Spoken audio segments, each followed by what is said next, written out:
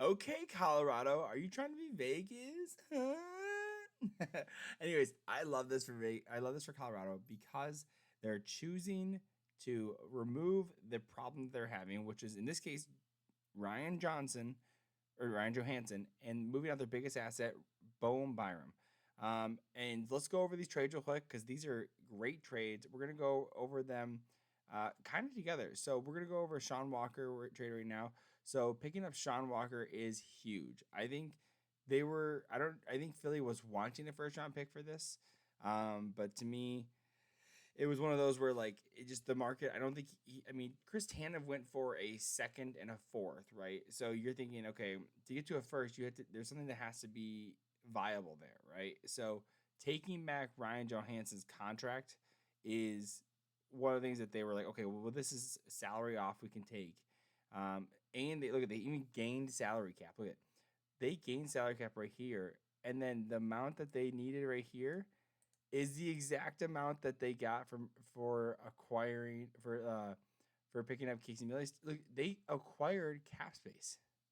They made money. So Bone Byram makes more than Casey Milstead. They acquired money in both these trades. It's just crazy. To me, Colorado, good for you guys. Good cap management, by the way. So Sean Walker, who is Sean Walker? Sean Walker is a offensive defenseman. Let's get these out of the way. I gotta do this more often. Offensive defenseman. So he's putting up 22, 6 goals, 16 points in 22 points in 63 games. He's a puck mover, great in the penalty kill. One of the higher valued assets. Actually, Philadelphia was talking about extending him and Sealer. There was discussions about extending either one of them. They ended up extending Sealer for $2.75 million per year for 4 years, and they decided to move off of Sean Walker. And I knew he was a highly valued asset because clearly Colorado wanted him. Toronto was looking at him as well, and so when you're looking at a guy like this who is clearly he's doing well, then high value teams who are in their window are going to be looking for players like him. I think this is a great pickup, a great D. Honestly, it's really crazy that the D that they have, their right. So the right side of the Colorado Avalanche is now Taves, Mason, and Sean Walker. And then you also have Cam Carr. I mean, like you have it's a stacked decor, probably the best decor in the league. I mean, Vegas made a phenomenal move too for Noah Hannafin tonight, so we'll go over that one as well. But to me, Sean Walker is a great pickup.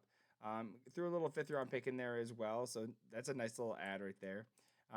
But really, the big thing is moving out the 1st round pick, and it wasn't this year's pick. It wasn't 2024. It was 2025's, and it was top 10 protected, so that ends up moving to 2026 if not. So I think that tells you that some players. So that tells me that Colorado is looking to probably potentially make another move.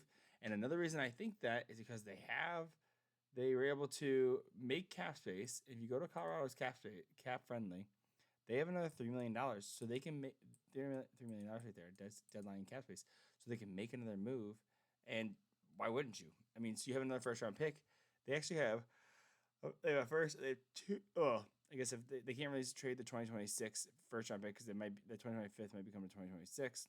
But they have a 1st round pick this year and a 2nd round pick in 2026 that you can work with, and 2/3 as well. So there is the ability to get you can move out some things. It's not you have the cap space, which is the biggest flaw. I mean, you can always move out prospects or picks depending on what the team that you're moving with is looking for. But to me, like that's a good pickup. I mean, he was a highly valued Sean Walker again, highly valued. So I want to move over to the Ryan Johansen. So Ryan Johansen in the offseason was traded from Nashville, half retained. So he had an $8 million contract sent over to the Colorado Avalanche for Alex Galchenyuk, AHL player at that point, and then his contract was they didn't re-sign him, and his contract was void. Now he's playing in the KHL. It's a whole drunk emphasis in there. And so they picked him up. He was supposed to be their 2nd line center. It was not working out. And it's supposedly what I read on Twitter was over the last 2 weeks, there was some issues with friction in the locker room. And so they said, okay, well, we're going to move him then. Let's move him. And they did. They were able to do that while also picking up an asset. Of course, they were planning on probably moving the 1st round pick as it is. but it clearly worked out really well for them. For a guy who wasn't really performing, they thought they would perform a little bit better, especially being a second line center and given the opportunity that he had. Only 23 points in 63 games. As a second line center, you need to be producing better than that, especially on a Stanley Cup contending team. And so they went out, they picked up a guy. They said, hey, we need a second line center. Who can we get? Who's one of who's a really high performing second line center right now? Elias Lindholm's already gone. Sean Monahan's gone. Let's go check out this guy. What's his name? Oh yeah, Casey Mittelstadt. He's doing so phenomenal in this league right now. As a second line center now in the Colorado Avalanche, 25 years old. He's also an RFA, so he does. So they do have his rights, so they could get to re-sign him if they want to, which I imagine they will if he performs well, or they'll trade him. I mean, that's always an option as well. Looking at his stats right now, I mean, double the points of Ryan Johansen, 47 points in 62 games on the Buffalo Sabres. Come on. I mean, that's to me. It's just. I mean, and this is a break. I mean, last year was a really good year for him. This year is even better. He's almost matched. He's almost beaten his goal total that he's had for his career goal total. And so to me, like, hey, why not? Like this is a great trade. And again, you have control over this guy. And the guy they moved out was Byram. They've had some issues with injury with Byram, with him staying healthy and everything. He's a solid player though. He's played well. He can play both sides. Fourth overall draft pick. I mean, but again, just struggled with injury and it was not fitting. And there was talks about potentially moving him. He's a huge trade asset. I mean, clearly he's a fourth overall pick, right? So he's highly valued. And guys and GMs like that. Only 20 points in 55 games. Again, just not performing to the level they want. So you think about this. So they move out Byram. They get Sean Walker, who's playing phenomenally for the Philadelphia Flyers. Byram was playing on the Colorado Avalanche. And you have Ryan Johansen not playing well on the Colorado Avalanche. Move him out. Get Casey Mittelstadt, who's playing phenomenal on the Buffalo Sabres. So hopefully you can move Casey Mittelstadt into that second line center position, and then you move Ross Colton down to the third line center position.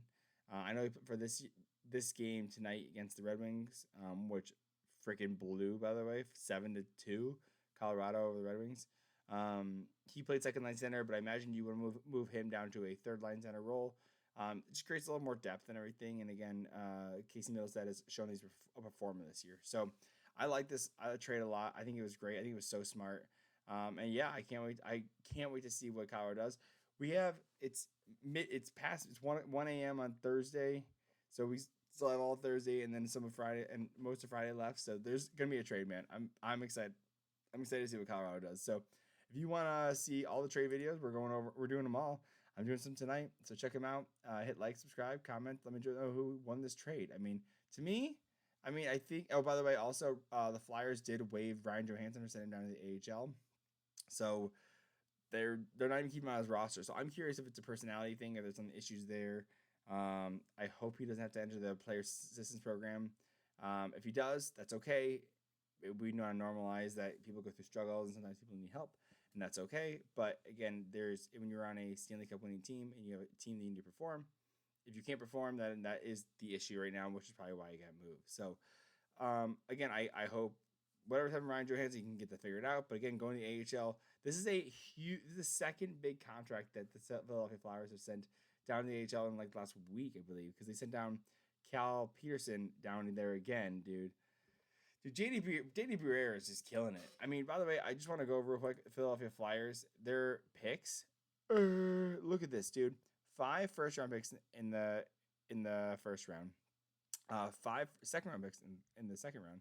And then they have all their third-round picks. And then you just give a smatter of the rest of you have more than your own picks in the 5th and 6th round for the next 2 years. And the 7th round is fine. But to me, this is crazy. This is great for them. I'm so excited for them. I'm so excited for the Flyers. A kid that I grew up in my town, Ronnie Adder, just playing on there.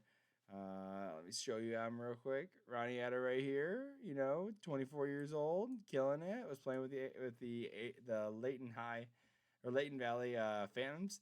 their AHL team. So I'm excited to see him to get some time up with the big club. So and now that Sean Walker, that more offensive guy, and Ronnie Adder's an offensive guy, maybe he can take that spot. So we'll see. Hopefully perform, man. So anyways, let me know what your thoughts are. Hit like, subscribe, and catch you soon. And love you.